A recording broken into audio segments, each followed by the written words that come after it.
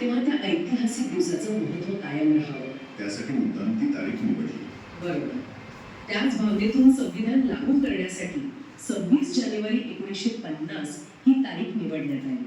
त्यामुळे तो दिवस केवळ कायद्याच्या अंमलबजावणीचा नाही, तर एका ऐतिहासिक स्वप्नपूर्तीचा दिवस बनला. वा, म्हणजे 26 नोव्हेंबर हा निर्मितीचा कळस होता, तर 26 जानेवारी हा त्या निर्मितीला दिलेल्या एका ऐतिहासिक वचनाचा सन्मान होता. आता या निर्मिती प्रक्रियेवरच बोलूया. 2 वर्ष, 11 महिने आणि 18 दिवस. हो. आजच्या जगात आपण विचारही करू शकत नाही. एवढा वेळ, एवढा संयम, किती दूरदृष्टी लागली असेल याची कल्पनाच करवत नाही. तुम्ही संयम आणि चिकाटी हे शब्द वापरलेत ना, ते खूप महत्त्वाचे आहेत.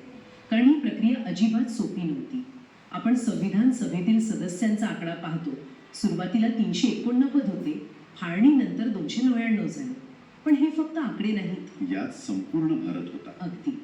यात संपूर्ण भारताचं प्रतिबिंब